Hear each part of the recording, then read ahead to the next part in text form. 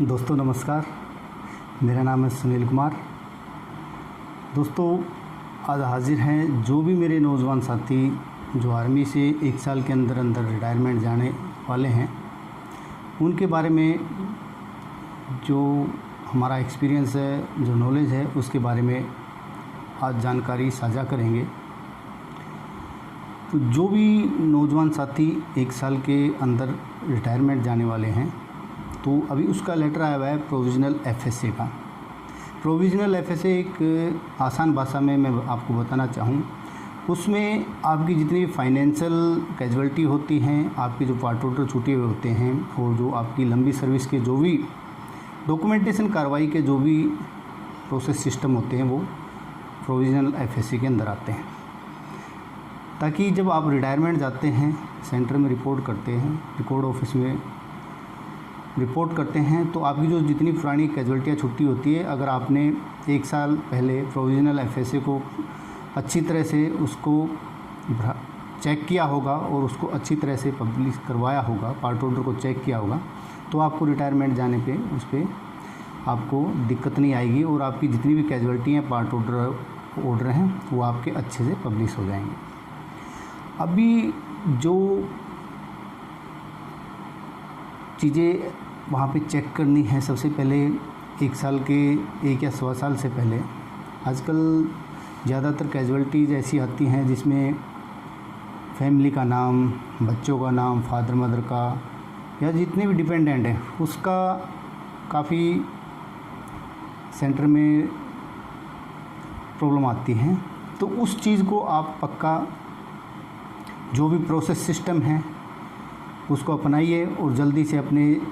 Family, बच्चों के और जितने भी डिपेंडेंट हैं उनके नाम को ठीक करवाइए। अगर आप नाम को ठीक नहीं करवाएंगे तो जब ईसीएचएस की बेनिफिट लेना चाहेंगे या रिलेशन सर्टिफिकेट का या डिपेंडेंट जितनी भी पॉलिसियां हैं जिनका बेनिफिट लेना चाहेंगे, अगर आपका डेट ऑफ बर्थ बच्चे का गलत है या फैमिली का गलत है, फादर मदर का है, तो उसमें आपको आगे दिक्कत आएगी। तो अभी आपके रिटायरमेंट जाने से पहले इन चीज़ों को पक्का यकीन करना है और इनको पक्का चेक करके आपका जो भी प्रोसेस सिस्टम है, एफिडेविट देना है या अखबार में निकलवाना है, जो भी प्रोसेस सिस्टम है उसको जल्दी से पूरा करवा के जितने भी अपने बच्चे का, फैमिली का, फादर मदर का जो भी डिपेंडेंट है उनका नाम ठीक करवाइए और उस नाम को आपके बच्चे के, फैमिली के, फादर मदर के पैन कार्ड और आधार कार्ड से लिंक करके और जो आपका सर्विस रिकॉर्ड के अनुसार पार्ट ऑर्डर है उसके अनुसार उसको ठीक करवाइए और साथ ही जो आपकी फैमिली आईडी है उसको भी मेंशन कीजिए, ताकि आपको आगे बच्चों के, फैमिली के और फादर मदर के जो आगे जो भी बेनिफिट मिलने वाले हैं उनको अच्छी तरह से मिल सके। इसके अलावा जब भी आप अगर पेंशन के लिए जा रहे हैं तो आप अपनी पुरानी कैजुअलिटियों को पक्का चेक कीजिए। उसमें आपके जो साथ के जो आपके जो बैच के साथी हैं उनके साथ डिस्कस कीजिए, उनकी बेसिक जो तनख्वाह है उसको चेक कीजिए। आपके साथ के अगर साथी हैं उनकी अगर बेसिक ज़्यादा आ रही है और आपकी कम आ रही है तो उसमें पक्का अपने इंक्रीमेंट वगैरह को चेक कीजिए। इसके अलावा जो भी आपकी अगर बीच में कोई कैजुअलिटी छूटी हुई है तो उसका पक्का आपकी बेसिक पे असर पड़ता है। इसके अलावा अगर आप पेंशन जा रहे हैं तो पेंशन जाने से पहले आप पक्का अपना 2 महीने पहले रजिस्ट्रेशन लीजिए। अगर आप सेंटर में इकट्ठे जा रहे हैं और वापस इकट्ठा ट्रुप वापस आ रहा है तो उसमें कई बार क्या होता है, वेटिंग में टिकट मिलता है तो आने जाने में काफ़ी प्रॉब्लम आती है। इसलिए आप जब भी पेंशन जाते हैं तो अपने ट्रुप के साथ, अपने साथियों के साथ अपना पक्का 2 महीने पहले जाने का और आने का रजिस्ट्रेशन पक्का लीजिए, नहीं तो आने जाने की बहुत दिक्कत आएगी आपको। इसके अलावा आपको क्या क्या चीज़ें चेक करनी है, वहाँ पे आपकी बेसिक तो चेक करना ही, बेसिक पे है, इंक्रीमेंट हैं, आपकी कैजुअल्टीज़ हैं, जो आपके अलाउंसेस वगैरह हैं, आप अगर पोस्टिंग गए हैं किसी यूनिट में और वहाँ पे अगर आपकी कैजुअल्टी छूटी हुई है, अगर पार्ट ऑर्डर छूटा हुआ है, तो उसमें आपकी बेसिक पे में काफ़ी फ़र्क आ जाता है। और आपका अगर इंक्रीमेंट छूटा हुआ है तो उसमें आपका बेसिक पे में बहुत फ़र्क पड़ेगा। उसमें 1,5-2 हज़ार का भी अगर फ़र्क पड़ता है, अगर आपके 2 इंक्रीमेंट छूटे हुए हैं, तो उसमें आप लंबे लॉन्ग टर्म में देखोगे 5 या 10 साल में, तो उसमें हज़ारों लाखों में कैलकुलेशन जाता है। तो अब जब जाते हैं तो अपनी कैजुअल्टी को, अपने डॉक्यूमेंट को, अपनी पे स्लिप को अच्छे से चेक कीजिए। इसके अलावा कुछ एक चीज़ें हैं जो आपने बिल्कुल बारीकी से चेक करना है। सबसे पहले बच्चों के नाम, डेट ऑफ बर्थ, जितने भी आपके डिपेंडेंट हैं, फादर मदर फैमिली, उनके पैन कार्ड, आधार कार्ड, फैमिली आईडी, और नाम की मिस्टेक है उसको जल्दी से जल्दी ठीक करवाइए। इसके अलावा आपकी बेसिक पे है, अपने साथ वाले साथी से उसका कंपैरिजन कीजिए। अगर आपकी बेसिक पे कम आ रही है तो उसमें आपकी कोई न कोई कैजुअल्टी छूटी हुई है, और उसको आप चेक कीजिए और अपने ऑफिस में बताइए, ताकि उस कैजुअल्टी को दूर किया जा सके और आपको पूरा बेनिफिट मिल सके। इसके अलावा आपकी MACP या क्लास पे छुट्टी हुई है तो उसका भी आपकी बेसिक के ऊपर असर पड़ेगा। इसके अलावा CILQ, HRA वगैरह, या आपकी कोई कैजुअल्टी का आप ट्रांसफ़र अलाउंस है उसका अगर आपने पार्ट ऑर्डर नहीं करवाया तो उसका आपको लॉस होगा। इसके अलावा अगर आपने फैमिली बच्चों को साथ रखा है तो ट्रांसपोर्ट अलाउंस का भी आप उसमें टाइम से बेनिफिट लेने के लिए उसका पार्ट ऑर्डर करवाइए। ट्रांसपोर्ट अलाउंस का ऐसा है, अगर आप उस कैजुअल्टी को टाइम से नहीं देखेंगे तो उसका 2 से 3 महीने का पीरियड होता है। अगर उससे ज़्यादा पीरियड हो गया तो फिर उसको प्रोसेस करने में लंबा टाइम लगता है और वो कई बार वो ट्रांसपोर्ट अलाउंस भी नहीं मिल पाता है। तो इन चीज़ों को आप अच्छे से चेक कीजिए। इसके अलावा अगर आपका सेंटर जाने का टाइम हो गया है तो सेंटर में सबसे पहले आप अपना आने और जाने का रजिस्ट्रेशन करवाइए और उसके बाद अपने सेंटर में रिपोर्ट कीजिए। और सेंटर में जाने से पहले किस सेंटर का क्या ड्यूरेशन है और किस टाइम रिपोर्ट करना है तो उसका एक बार पक्का अपना ऑफिशियली चेक के लिए कर लीजिए। 10 तारीख के आसपास या 9-10 तारीख के आसपास आजकल सेंटर का वो प्रोसेस लिखा हुआ है, वो अलग अलग सेंटर का अलग अलग वो है, तो उसको चेक करके अपना रजिस्ट्रेशन करवाइए और वहाँ पे अपने जाइए। इसके अलावा जो आपकी कैजुअल्टियाँ छुट्टी हुई हैं उसका प्रोसेस सिस्टम तो ये कि यूनिट उसका पार्ट ऑर्डर काटेगी, वो RO में जाएगा, रिकॉर्ड ऑफिस में जाएगा, रिकॉर्ड ऑफिस उसका PO में देगा। PO फिर उसका कैलकुलेशन करता है कि आपकी क्या क्या कैजुअल्टी है, क्या क्या आपका फाइनेंशियल वो बनता है, फिर वो आपकी पेंशन और तनख्वाह में उसको लागू करता है। अगर आपकी कैजुअल्टी छूटी हुई है, पार्ट ऑर्डर छूटा हुआ है, तो उसका खामियाजा फिर आपको ही भुगतना पड़ेगा। अगर आपको इन चीज़ों के बारे में नहीं पता लगता तो आपके जो सीनियर है, जो आपके प्लाटून हवलदार हैं, प्लाटून कमांडर हैं, अधिकारीगण हैं, उनसे आप उसके बारे में पक्का पूछिए। अगर आपको पता नहीं लगता तो आपके जो यूनिट के हेड क्लर्क साहब हैं उनसे मिलिए और उन कैजुअल्टियों को वहीं पे आप पार्ट ऑर्डर वगैरह करवा के उसको वहीं पे क्लैरिफाई कीजिए, ताकि आप जब पेंशन जाते हैं तो आपको उसका पूरा बेनिफिट मिल सके। कई बार क्या होता है, जब एक साथ के बैच के जो साथी होते हैं उनकी बेसिक का फ़र्क पड़ जाता है। बेसिक में क्या होता है, जैसे उसका कोई बीच में इंक्रीमेंट छूट गया या MACP उसके टाइम से लागू नहीं हुई, क्लास पे वगैरह का होता है। कुछ ऐसे कैजुअल्टियाँ होती हैं जिनका टाइम से पार्ट ऑर्डर नहीं हुआ, कैजुअल्टी पब्लिश नहीं हुई, तो उसके बेसिक में 100% फ़र्क पड़ जाता है। तो जब आप पेंशन जाते हो तो अपने साथ के बैच वाले साथी का चेक कीजिए, कंपैरिजन कीजिए, पे स्लिप को चेक कीजिए और उसमें जो आपकी कैजुअल्टी छुट्टी हुई है उसको आप पक्का उसका वहाँ पे रिकॉर्ड ऑफिस में या अपने यूनिट में बताइए, ताकि उसका पार्ट ऑर्डर हो सके और आपको पूरा बेनिफिट मिल सके। इसके अलावा आपकी अगर 300 दिन छुट्टी पूरी हो जाती है तो आप 10 दिन की LTC लीजिए। 10 दिन की LTC अगर आप लोगे तो उसका आजकल ये है कि CO साहब का पहले एप्लीकेशन सैंक्शन होना चाहिए। इसके अलावा आपकी उस टाइम छुट्टी का लीव सर्टिफिकेट होना चाहिए और जो ट्रेन का रिजर्वेशन का टिकट होना चाहिए, ताकि उसको टाइम से पार्ट ऑर्डर उसके और उसको पब्लिश करके आपको उसका बेनिफिट मिल सके। इसके अलावा अगर आपको सेंटर में जाते हैं तो पीपीओ और एफएसए वगैरह मिलता है, तो वहाँ पे भी रिकॉर्ड ऑफिस और एडोम ऑफिस से आपको पहले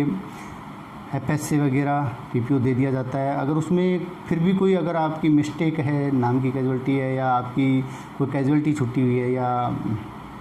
पेमेंट वगैरह का है, तो आप उसको वहाँ पे प्रॉपर चेक कीजिए। अगर आपको पता नहीं लगता तो आपके साथ के साथी से पता कीजिए और वहाँ पे जो अपने सीनियर हैं उनसे पता कीजिए, और अगर नहीं पता लगता तो आप अधिकारीगण से वहाँ पे पता कीजिए, आपको पक्का उसकी हेल्प मिलेगी। और वहाँ पे आप अपनी उस कैजुअल्टी को वहीं पे पार्ट ऑर्डर करवाइए, यूनिट से बातचीत कीजिए और उसको वहीं पे क्लियर कीजिए, ताकि आपको आपके फाइनेंशियल पूरी आपको बेनिफिट मिल सके, आपकी छुट्टी का, आपकी पेंशन का, और आपको जो जो बेनिफिट मिलता है उसका आपको पूरा फ़ायदा मिल सके। इसके अलावा आजकल अपने वहाँ पे जब सेंटर में जाएंगे तो वहाँ पे आपको एफएसए, पीपीओ, ईसीएचएस कार्ड, आपका मोबाइल नंबर, ईमेल आईडी, उसका प्रॉपर वहाँ पे पार्ट ऑर्डर होना चाहिए, ताकि आपको जब आपका एफएसए, पीपीओ और आपका ईसीएचएस का बेनिफिट आएगा तो आपके जो आपने मोबाइल नंबर वहाँ पे एंट्री करवाया हुआ है, ईमेल आईडी दी हुई है, तो वो आपको उसी के ऊपर उसका पता लगेगा। अगर आपने उसमें ईमेल आईडी का पार्ट ऑर्डर नहीं करवाया, सही फ़ोन नंबर नहीं दिया हुआ, तो वहाँ पे आपको फिर जो पीपीओ है और जो स्पर्श की सुविधा है तो वो आपको वहाँ पे मोबाइल पे नहीं मिलेगी। अपडेट आप रिटायरमेंट जाने के बाद जो भी आपको बेनिफिट होगा, जो भी फैसिलिटी मिलेगी आपको उसके आपके ईमेल आईडी पे आपके फ़ोन के ऊपर मिलेगी। तो उसको अपने फ़ोन नंबर को और अपनी ईमेल आईडी को पक्का अपडेट रखना है, क्योंकि उस पर आजकल ईसीएचएस के बेनिफिट और जब भी ईसीएचएस कार्ड को जो वेरीफाई करेंगे तो वो आपके मोबाइल के ऊपर ही आएगा, और स्पर्श की जो सुविधा है वो आपके ईमेल आईडी और आपके मोबाइल नंबर के ऊपर ही उपलब्ध होगी। इसके अलावा जब आप पेंशन जाओगे तो आपने किन किन डॉक्यूमेंट आपको वहाँ पे मिलेंगे, उसमें जो अपने टेरिटोरियल आर्मी के जो टीए पर्सन हैं उनका डिस्चार्ज बुक आजकल यूनिट ही दे देती है। इसके अलावा जो अपने पेंशन जाते हैं जो उनका डिस्चार्ज बुक वहाँ पे मिलेगा। इसके अलावा डिस्चार्ज बुक के अलावा आपको सैनिक सोल्जर बोर्ड में जाना है, वहाँ पे आपको एक्स सर्विसमैन का आई कार्ड मिलेगा, आइडेंटिफिकेशन कार्ड मिलेगा सैनिक सोल्जर बोर्ड के थ्रू। इसके अलावा आपके जितने भी सर्टिफिकेट अगर जमा हैं, एजुकेशन सर्टिफिकेट है, आपके कोर्स के सर्टिफिकेट हैं, इसके अलावा आजकल सेंटर में भी रीसेटलमेंट कोर्स और जितने भी कोर्स करवाए जाते हैं तो उसका भी आपको वहाँ से कोर्स का सर्टिफिकेट मिलेगा, जो आप आगे अगर डीएससी वगैरह या कोई भी जॉब में ट्राई करना चाहें तो उसका आपको बेनिफिट 100% मिलेगा। इसके अलावा आपको पीपीओ की कापी, एफएससी की कापी, इसके अलावा कोर्स सर्टिफिकेट और ईसीएचएस के जो कार्ड जो हम वेरीफाई करवाते हैं उसकी कापी, और एजीआई मैच्योरिटी सर्टिफिकेट, इसके अलावा एक्सपीरियंस एक्सटेंडीज सर्टिफिकेट, ये चीज़ें आपने पक्का वहाँ पे चेक करना है। इसके अलावा जो जवान मैट्रिक पास है उसको उसके कोर्स और उसके एक्सपीरियंस के अनुसार जो मैट्रिकुलेशन जाता है उसको +2 का सर्टिफिकेट सेंटर द्वारा दिया जाता है। और इसके अलावा जो +2 का अगर कोई एनसीओ जेसीओ सर्टिफिकेट वहाँ पे एंट्री किया हुआ है तो या कोर्स किया हुआ है तो उसके एक्सपीरियंस के अनुसार उसको ग्रेजुएशन का सर्टिफिकेट दिया जाता है। इन चीज़ों पे आपको ध्यान देना है, और आपको अगर नहीं पता लगता है तो अपने साथी से पता करना है, और इन जो जो चीज़ें आपको बताई गई हैं उनको वहाँ पे सेंटर में जाके पक्का वहाँ पे उन पे ध्यान देना है। और जो भी आपकी एजुकेशन सर्टिफिकेट, कोर्स सर्टिफिकेट और जो वहाँ पे रीसेटलमेंट के कोर्स हैं उन अपने सर्टिफिकेट को साथ में लेके अपने फाइल में उनको रखना है, ताकि आप दोबारा डीएससी की सर्विस में जाते हैं या पैरामिलिट्री फोर्सेस में जाते हैं तो आपके जो एक्सपीरियंस है, जो आपके कोर्स हैं और जो हायर एजुकेशन के जो सर्टिफिकेट हैं वो आप उसको दिखा सकते हैं और उसका आप अपना बेनिफिट ले सकते हैं। अगर आप पैरामिलिट्री फोर्सेस में जाते हैं, अगर स्टेट गवर्नमेंट की, पुलिस की या जो भी, अगर आप दोबारा डीएससी में ट्राई करना चाहें तो आपके ये सर्टिफिकेट काम आएंगे। तो इनको आप संभाल के रखिए और इनको अपने एक्सपीरियंस के हिसाब से आपको उसका पूरा बेनिफिट मिलेगा। और जो भी अपनी फाइनेंशियल, अगर रिटायरमेंट जाते हैं तो अपने पैसे को संभाल के रखिए और जो आपकी कष्ट कमाई है उसको ध्यान से रखिए, क्योंकि जब आप पेंशन जाते हैं तो आपके बहुत एडवाइज़र आ जाते हैं आपको फाइनेंशियल एडवाइस देने के लिए, नई नई स्कीमें बताने के लिए। कुछ आपको बैंक की स्कीमें बताएंगे, कोई आप डाकन्ने की बताएंगे, कोई आपको पैसा डबल करने की स्कीमें बताएंगे। तो आपकी कष्ट कमाई है, मेहनत की कमाई है, उसको संभाल के रखिए और शॉर्टकट वाले रास्ते में मत पड़िए